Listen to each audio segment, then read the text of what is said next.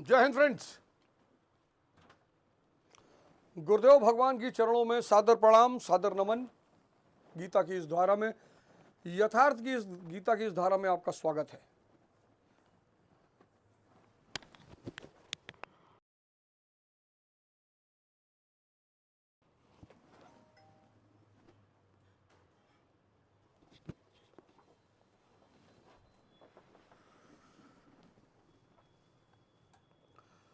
दुनिया वैसे तो संकटों का सामना कर ही रही है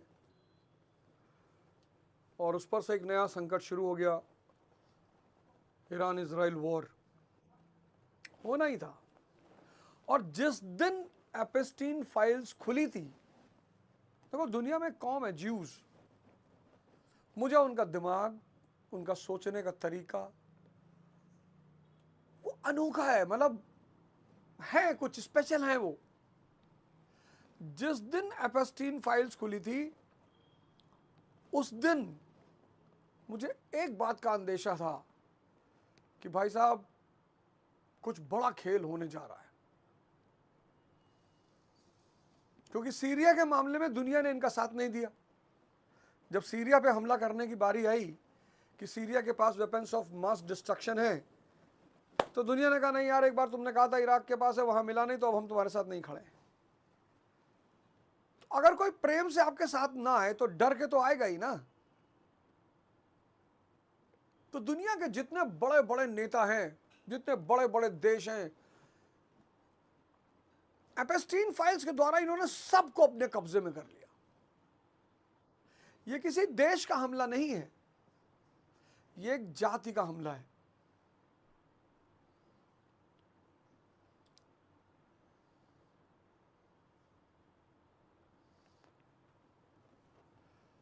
यह एक जाति का हमला है। 1929 का जो क्रैश हुआ यूएस में, अमेरिका में, ग्रेट डिप्रेशन, कभी मौका लगे तो जरूर पढ़ना ग्रेट डिप्रेशन। तो जो ग्रेट डिप्रेशन हुआ 1929, इन्होंने कराया, ज्यूज ने। ये दुनिया में कुछ भी करा सकते हैं, क्योंकि इनको एक चीज इनके हाथ में है, फिनेंस और एजुकेशन। और दो चीजों से बड़ी ताकत और क्या हो सकती है। मैं बार बार कहता हूं कि अगर 100 नोबेल प्राइज दिए गए हैं तो 95 नोबेल प्राइज यहूदियों के पास गए। संपत्ति, समृद्धि शक्ति के बिना रह ही नहीं सकती। भाई भारत पर इतना हमला क्यों हुआ बार बार? जब भारत कमजोर हुआ, अब यही है इतिहास विषयों को पढ़ने का फायदा। भारत सोने की चिड़िया, यानी सोने की चिड़िया का मतलब ऐसा नहीं कि यहां चिड़िया सोने की उड़ती थी। समृद्धि, समृद्धि। और जब जब भारत कमजोर हुआ, मौर्य राजवंश खत्म हुआ, तो फिर विदेशियों ने हमला कर दिया। शक, कुषाण, हूण। गुप्त राजवंश खत्म हुआ, हूणों ने हमला कर दिया। राजपूत काल में भारत कमजोर हुआ, तुर्कों ने हमला कर दिया। सल्तनत जैसे ही डूबी, तैमूर आ गया 1398, भारत को लूटा। समृद्धि बिना शक्ति के रह ही नहीं सकती। जहां समृद्धि है वहां शक्ति अनिवार्य है। और जब ये तेल मिला 1847 में, आज ये ईरान की हालत थोड़ा सा बता देता हूं आपको। 1847 में जब पहली बार दुनिया में तेल मिला, 1847 जब पहली बार दुनिया में तेल मिला, कहां मिला? पेंसिल्वेनिया में। 1860 तेल मिला रोमानिया में। 1910 ईरान, मिडिल ईस्ट।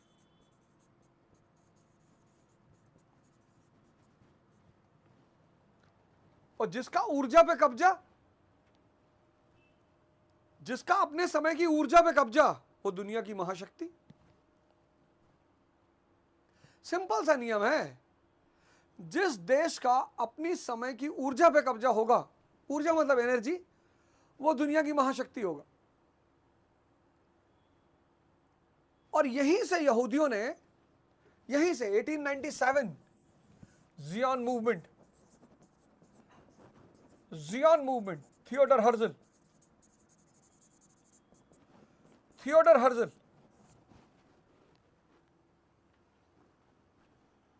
यहूदियों को बचाना है, यहूदियों का देश बनाना है। और 1917 में ब्रिटेन ने मान लिया, पहले वर्ल्ड वॉर के समय, बेल्फोर डिक्लेरेशन, आर्थर बेल्फोर।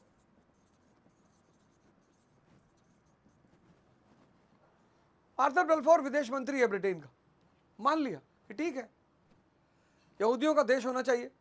और फिर इसी बैकग्राउंड में 1948 में इजराइल बनाया। किसने बनाया?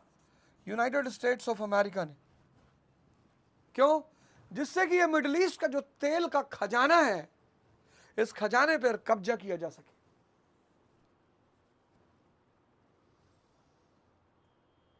– 1945 कोल्ड वॉर की शुरुआत, यूएसएसआर और यूएस।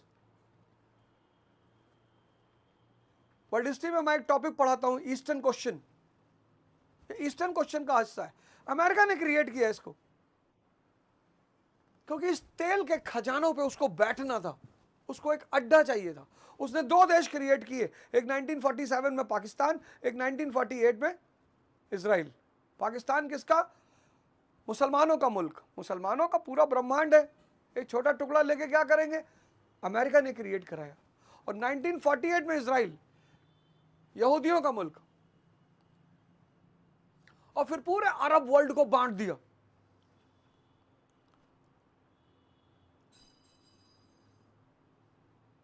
और सऊदीज आका के खिलाफ जा ही नहीं सकते। सारा पैसा यहूदियों के पास है। आज वो फाइनेंस पैसा रोक दें, ये शेख खत्म हो जाएंगे। लेकिन ईरान, ये तो होना ही था। ये जो आज आप, लेकिन ये वॉर, आप देखो घटनाक्रम देखो, आप स्टोरी को कनेक्ट करो। एपेस्टीन फाइल आई, जिस दिन एपेस्टीन फाइल आई, मैं समझ गया भाई साहब कोई कांड होने जा रहा है। और मुझे पूरा अंदेशा था कि एपेस्टीन फाइल को बहाना बना के ये पूरी दुनिया को अपने पीछे कर लेंगे। कर लिया, सबका नाम है। कौन सी कंट्री बड़ी कंट्री है जिसके लीडर का, जिसके नेताओं का उसमें नाम नहीं? जेफरी एप्स्टीन इन्हीं के लिए काम कर रहा था। वो फाइल निकाली इन्होंने, क्योंकि ये जानते थे कि सारी दुनिया हमारे साथ खड़ी नहीं होगी। और एक ऊंचाई पे पहुंचने के बाद हर व्यक्ति को लगता है कि अगर मेरी बदनामी हुई, मेरी बेइज्जती हुई, तब क्या होगा।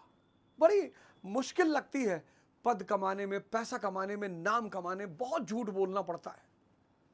इन 3 चीजों को कमाने के लिए, पद, पैसा, नाम, इन 3 चीजों को कमाने के लिए बहुत झूठ बोलना पड़ता है, बहुत मक्कारी करनी पड़ती है। और कोई रास्ता है ही नहीं ना, ये माया का रास्ता। ये तीनों चीजें माया से जुड़ी हुई है, ये तीनों चीजें माया से जुड़ी हुई हैं। और ये माया के सिद्धांत हैं। जैसे सत्य, अहिंसा ब्रह्म के सिद्धांत हैं, ऐसे ये दोनों माया के सिद्धांत हैं। तो बड़ा जीवन खपाना पड़ता है, बड़ा मरना पड़ता है, बहुत रोना पड़ता है, तब जाके पद, पैसा और नाम क्रिएट होता है।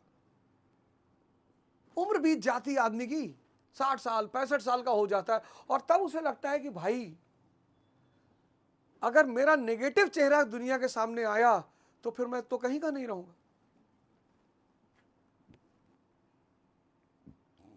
और यहूदियों को इजराइल से अपना पैसा वापस लेना था।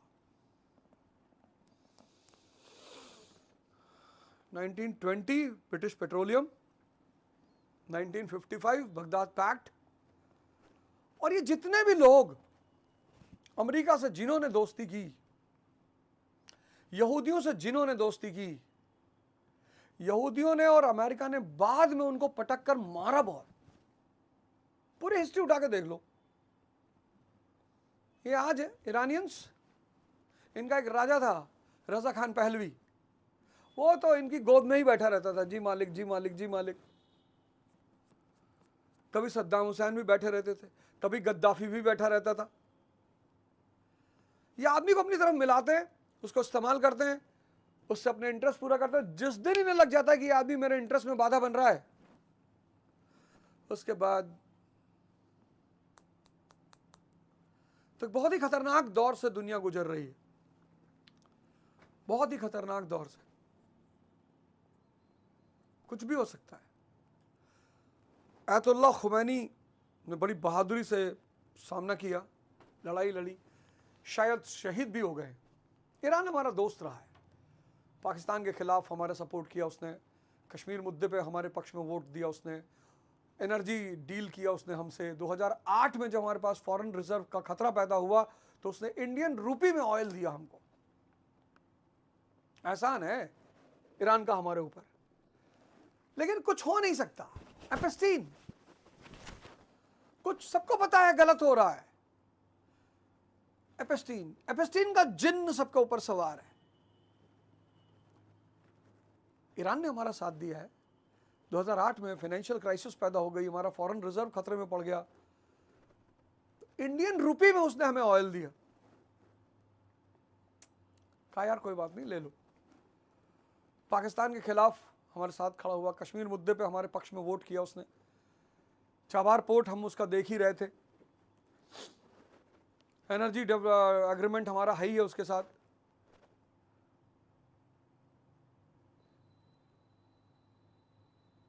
तो इस देश को, इस दुनिया को बहुत बड़े खतरे में ढकेल दिया गया है। दुनिया का 20% ऑयल गल्फ ऑफ हॉर्मुज से निकलता है। अगर ईरान ने उसको बंद कर दिया,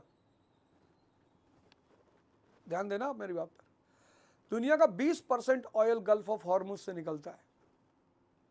अगर ईरान ने उसको बंद कर दिया तो आप समझ लेना कि भारत में पेट्रोल मिलेगा 5,000 रुपये लीटर।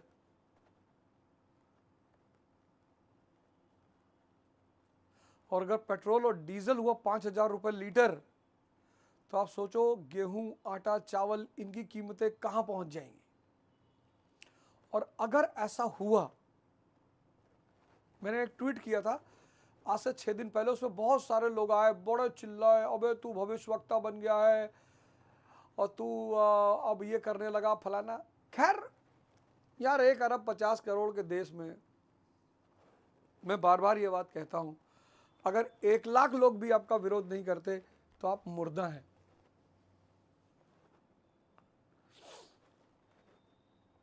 अगर आपके दुश्मन नहीं है तो आप मुर्दा हैं। अगर आपकी कोई बुराई नहीं करता तो आप मुर्दा हैं।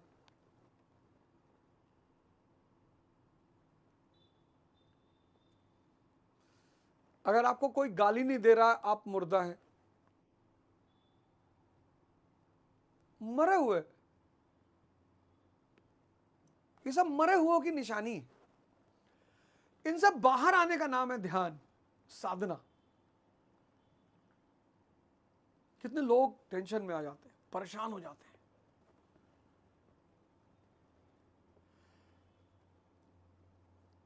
कि साहब हमको लोग ऐसा कह रहे हैं, कहने दो। अभी तो जो स्तर है, कुछ दिन पहले मैं देख रहा था ट्विटर पे, कुछ दिग्गज लोग थे, उनका काम था दूसरों को गाली देना। बहुत गालियां दी उन्होंने दूसरों को। 2014 के बाद से तो एक लॉबी क्रिएट की गई राइट विंग की, और एक आईटी सेल उनका क्रिएट किया गया, जिसका एक ही उद्देश्य होता था कि जो भी एक साउथ के एमपी हैं, वो भाषण दे रहे थे, मैं सुन रहा था, हालांकि उनकी उम्र कम है तो उनको बहुत ज़्यादा सीरियसली नहीं लिया जा सकता। कह रहे थे जो मोदी के साथ नहीं है वो देश का दुश्मन है।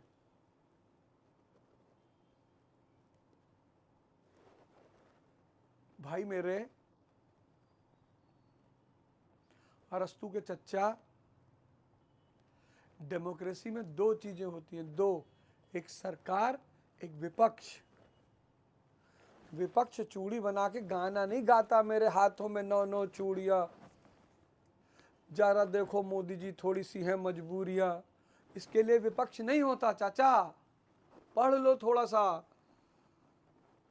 विपक्ष का काम है सरकार की आलोचना करना, और अगर सरकार को आलोचना से डर लगता है तो सरकार विपक्ष में बैठे, सरकार वो काम करे जो वो अच्छा कर लेती है।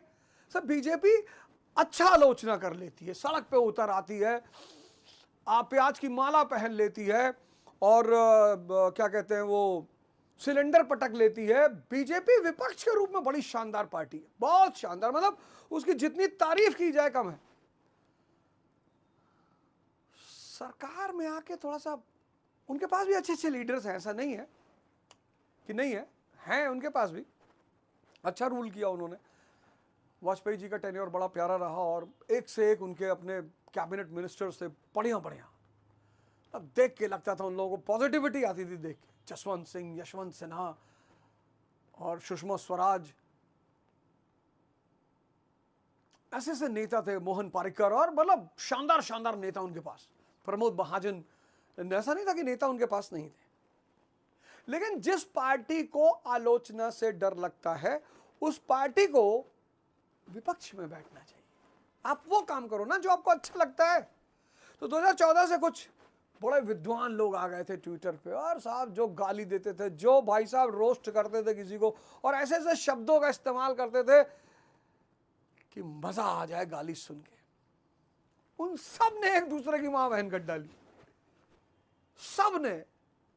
यही होता समय। हालांकि किसी को मां बहन की गाली नहीं देनी चाहिए। गाली बहुत मन कर रहा तो दे दो, कोई बात नहीं है, लेकिन नहीं देनी चाहिए। मेरा ऐसा मानना है कि नहीं देनी चाहिए, नहीं कहना चाहिए। हम सबकी माँ एक ही है, हम सब भारत देश में पैदा हुए, वंदे मातरम कहते हैं हम, तो वैसे गाली दे लो, पर नहीं करना चाहिए। तो दुनिया एक बहुत बड़े संकट में फंस चुकी है, बहुत बड़े। आप इसका मजा मत लीजिए, थोड़ा सा होशियार हो जाइए, जागरूक हो जाइए, थोड़ा सा जाग जाइए।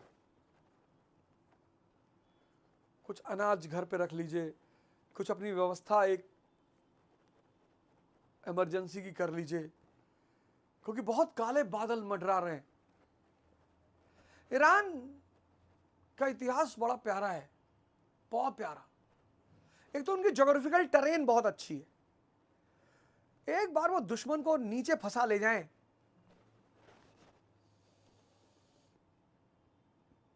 एक बार, उनका सबसे बड़ा योद्धा उनका टेरेन है, टेरेन।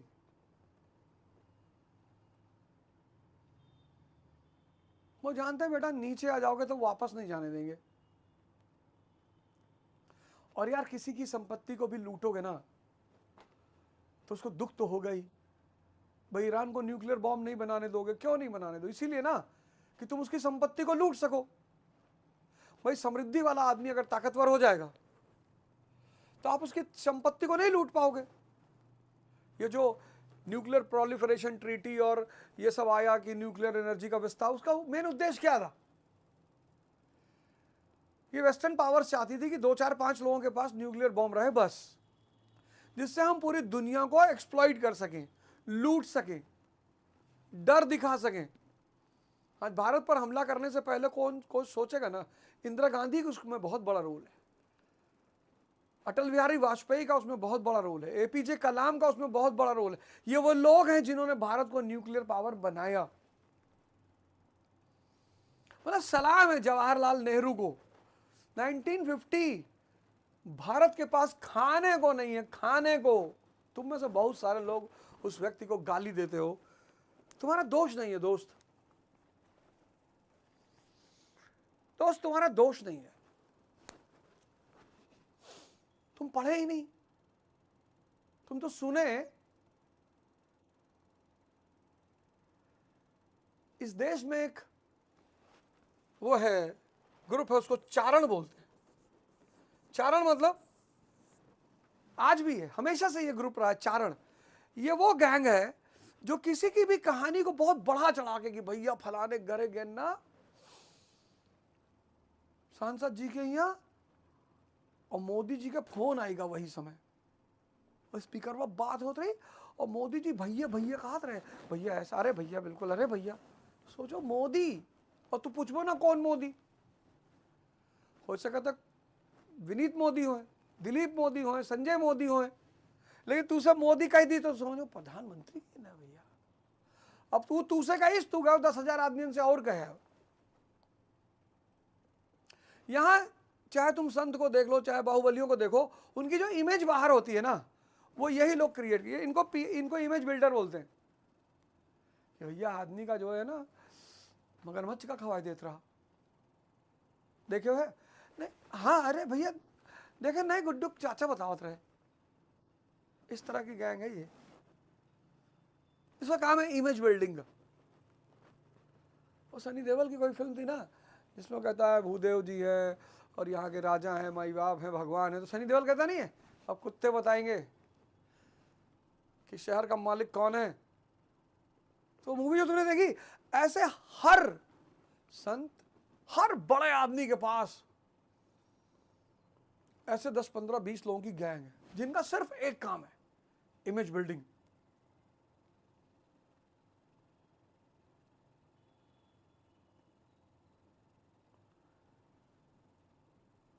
लेकिन हमारे पड़ोसी को भी सोचना चाहिए। ब्रिटानिया ने क्या किया, ईस्ट इंडिया कंपनी ने क्या किया, ईस्ट इंडिया कंपनी ने पाकिस्तान को अब होशियार हो जाना चाहिए। ईस्ट इंडिया कंपनी ने सबसे पहले किसको कब्जा किया, बंगाल, फिर किसको कब्जा किया, मैसूर, फिर मराठा, फिर सिंध, फिर पंजाब, फिर अवध। ये सब ईस्ट इंडिया कंपनी का शिकार हुए 1 by 1। शायद ये इतिहास मिडिल ईस्ट के लोगों ने नहीं पढ़ा। ऐसे ही यूनाइटेड स्टेट्स ऑफ अमेरिका, सबसे पहला किस पे कब्जा किया, सऊदी अरब पे,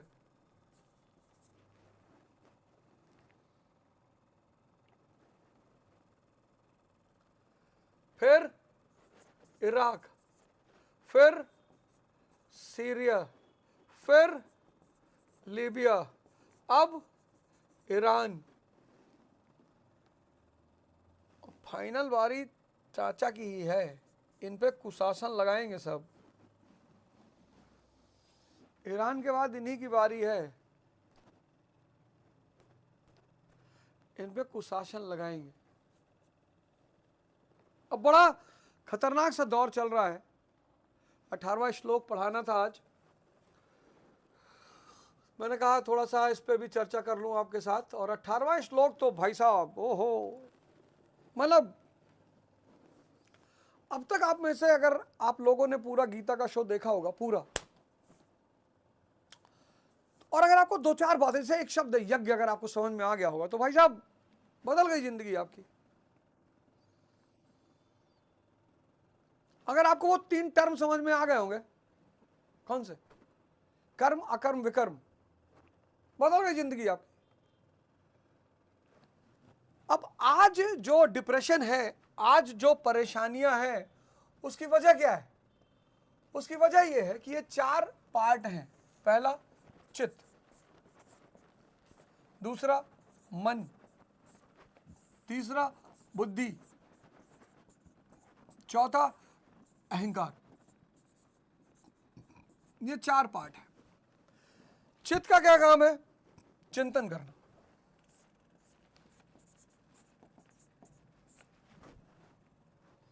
मन का क्या काम है, संकल्प लेना।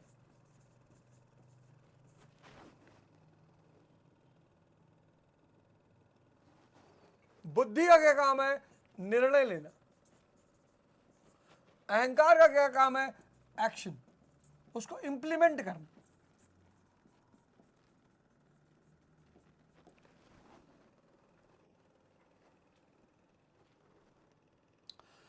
अब अगर आपके मन में अपना उद्देश्य, अपने गोल का चिंतन चल रहा है कि यार इस साल नीट क्वालिफाई करना है, यार इस बार आईटी निकालना है, आईएएस निकालना है, तो अगर आपके गोल का चिंतन चल रहा है, चित्त करेगा क्या चिंतन, तो फिर आपका मन जो है आपके गोल के हिसाब से संकल्प लेगा। कितने घंटे पढ़ना है, मतलब संकल्प यही लेगा कि पढ़ाई करना है, खेलना है, पढ़ाई करना है, खेलना है। ये निर्णय लेगी कितने घंटे पढ़ना है। उसने कहा भाई साहब 10 घंटे पढ़ना है, और ये क्या करेगा, इन दोनों डिसीजनों को ये इंप्लीमेंट करेगा, मतलब लागू करेगा। इसी को सबकॉन्शियस माइंड कहा गया। इस पर एक बड़ी प्यारी किताब आई, the power of subconscious mind. ये डायग्राम बना लो, ये डायग्राम बना के अपने जहां बैठे हो, जहां सोते हो, जहां उठते हो, बैठते हो, वहां चिपका दो।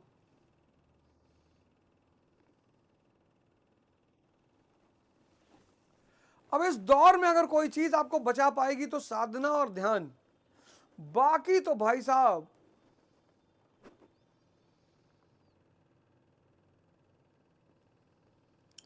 अब क्या हुआ कि माया बढ़ गई, माया बढ़ गई, माया मेटेरियलिज्म बढ़ गया, और सड़क पर आप निकलते हो, मर्सिडीज, बीएमडब्ल्यू, रोलेक्स, लुई विट्टन,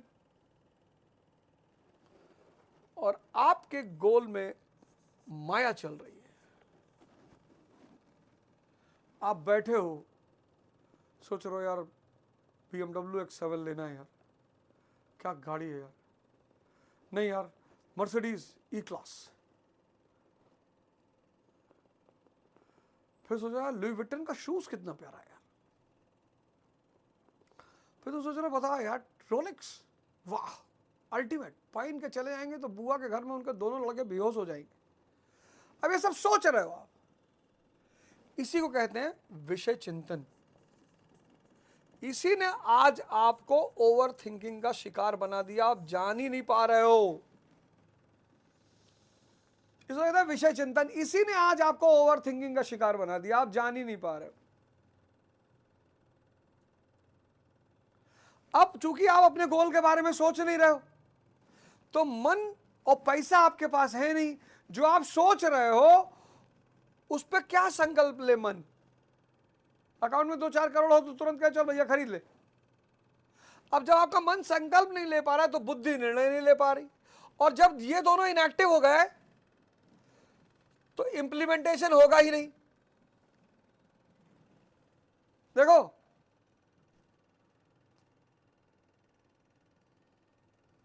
गौर करना है इस बात को।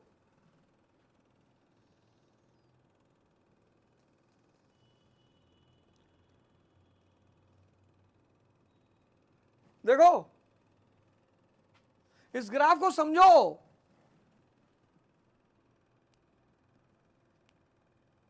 और सुबह फेसबुक पे लाइव रहेंगे, अवध ओझा बाजीराम, 3 चैप्टर पढ़ा दिया गोदान का, कल 4था चैप्टर पढ़ाएंगे। सुबह डेली फेसबुक पे लाइव। अब तो मैं देख लिया फेसबुक पे लाइव रहूंगा, या किसी की जरूरत ही नहीं, डायरेक्ट लाइव करके और अपना शुरू हो जाओ, किसी को बुलाने की जरूरत ही नहीं। तो अब सुबह की क्लास आपको रेगुलर मिला करेगी, टेंशन की कोई बात नहीं। ये देखो आपका विषय चिंतन चल रहा है, गाड़ी, मकान, विला, घूमना, घड़ी। स्टूडेंट को बहुत सिंपल रहना चाहिए यार। तुम कॉर्पोरेट सेक्टर में थोड़ी हो यार कि इंटरनेशनल कंपनियों की मीटिंग है तो तुम्हें लुई विट्टन पहन के जाना, वहां जरूरी है। स्टूडेंट रोग का शिकार हो गया है दिखाने का। स्टूडेंट 12th 11th 12th के बच्चे को अपने स्कूल में पोर्श लेके जानी है, डिफेंडर लेके जाना है, मर्सिडीज लेके जाना है, क्या होगा? वो तुम्हारे पिता की उपलब्धियां हैं। पिता की उपलब्धियां दुनिया को दिखाओगे तो तुम भिखमंगे हो जाओगे, तुमको अपनी दिखानी है। ठीक है, सौभाग्य से डीजीपी के घर में पैदा हो गए हो, बहुत अच्छी बात है, सौभाग्य से किसी मंत्री के घर में पैदा हो गए, बहुत अच्छी बात है, लेकिन जितने लोग पिता की उपलब्धियों पे जीते हैं वो भविष्य में घंटा हो जाते हैं, कोई बजा के चला जाता है। स्टूडेंट का जीवन सन्यासी का जीवन होना चाहिए, प्रतिस्पर्धी का जीवन सन्यासी का जीवन होना चाहिए। सिंपल रहो यार।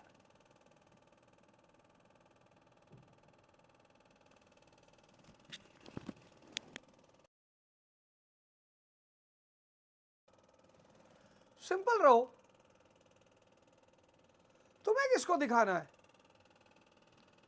ब्यूरोक्रेट हो, बिजनेसमैन हो, कैपिटलिस्ट हो, क्या हो?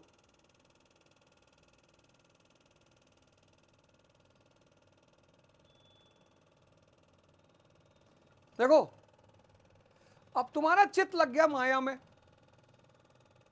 विषय चिंतन होने लगा, मन संकल्प ही नहीं ले पा रहा है, बुद्धि निर्णय ही नहीं ले पा रही। तो जब मन संकल्प और बुद्धि निर्णय नहीं ले पा रही है तो इंप्लीमेंटेशन हो ही नहीं पा रहा है। बैठे हो दिन भर, 4 घंटा चाय की दुकान पर, 5 घंटा कमरे में, 6 घंटा मोबाइल पे, कुछ हो ही नहीं रहा है, क्योंकि ये दोनों इनएक्टिव हो गए।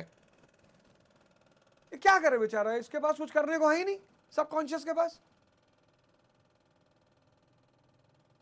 अब बेचैनी बढ़ रही है, एंजाइटी, स्ट्रेस। एंजाइटी और स्ट्रेस इनका परिणाम है, इनका परिणाम है एंजाइटी और स्ट्रेस, और इस एंजाइटी और स्ट्रेस का परिणाम है डिप्रेशन। बंद कर दो।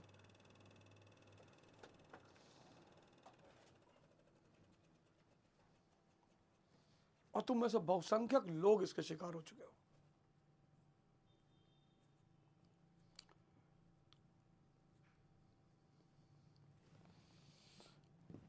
आ जाओ साधना के मार्ग पे। मुझे तो गुरु आदेश है, मैं तो बोलता रहूंगा, मैं तो कहता रहूंगा, मुझे तो गुरु आदेश है। सेवा लगी है मेरी, किसी की सेवा लग जाती खाना बनाने की, किसी की सेवा लग जाती झाड़ू लगाने की, किसी की लग जाती है दरवाजे पे खड़े होने की। ये मेरी गुरु सेवा है।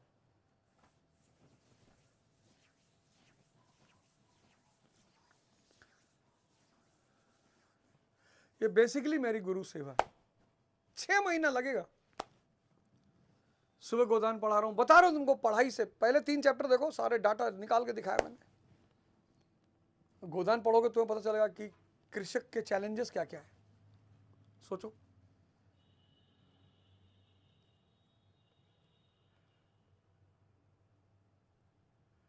जवान आदमी की साइकोलॉजी, बुजुर्ग आदमी की साइकोलॉजी, औरत की साइकोलॉजी, बच्चों की साइकोलॉजी, सब देखने को मिलेगी।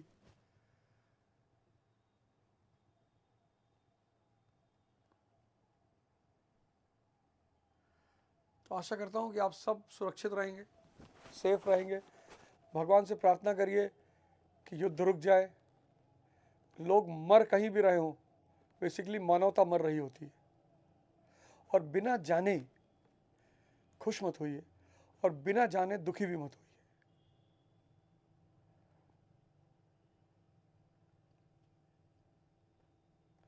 बिना जाने खुश भी मत होइए, और बिना जाने दुखी भी मत होइए।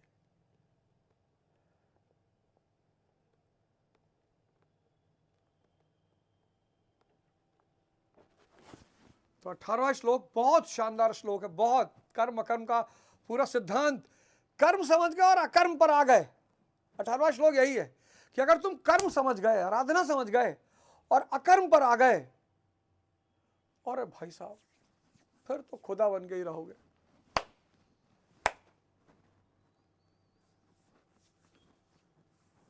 तो शांति से रहिए, प्रेम से रहिए, साधना करिए। सुबह 6 बजे आपसे फिर मुलाकात होगी गोदान के शो में। ध्यान कराएंगे आपको,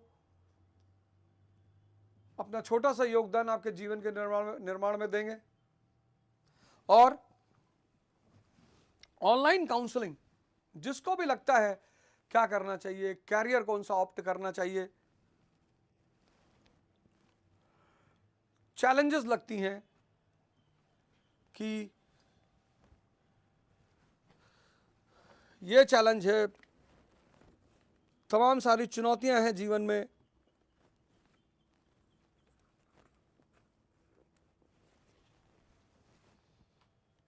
तो आप को मैं एक नंबर देता हूं,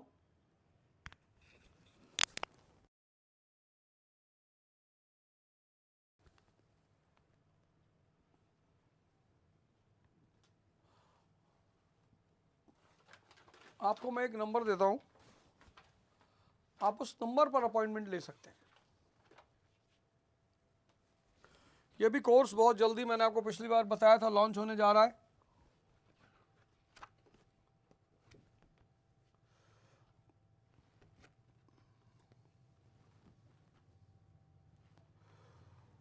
अलाइव माइंड, ये नंबर है।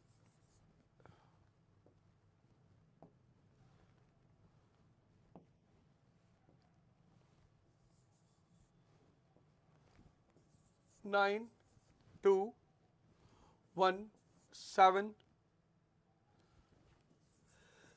सॉरी 046989। किसी भी चुनौती से आप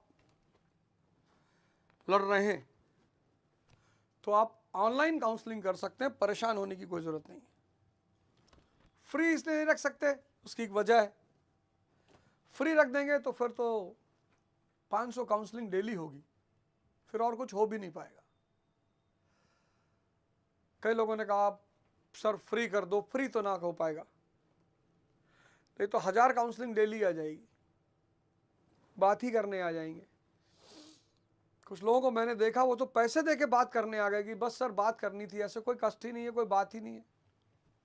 एक बैंगलोर से साहब आए थे, केरला से, बोले बस सर आपसे बात करनी थी, कोई चुनौती नहीं, कोई टेंशन नहीं, काम सब सही चल रहा है, सिर्फ बात करनी है। तो अगर फ्री हो गया, जो लोग, जब 10 लोग पैसे देके सिर्फ बात करने आ सकते हैं 10 मिनट, तो अगर फ्री हो गया फिर तो अगले एपिसोड में आपसे फिर मुलाकात होगी और वहां मैं बताऊंगा कि कर्म और अकर्म, अगर ये दो चीज आपको समझ में आ गई और आत्मसात हो गई, फिर तो भगवान बनने से कोई रोक नहीं पाएगा। उसके नीचे आप कुछ भी बन जाओ, पर फाइनल डेस्टिनेशन भगवान ही है। जय हिंद, जय भारत।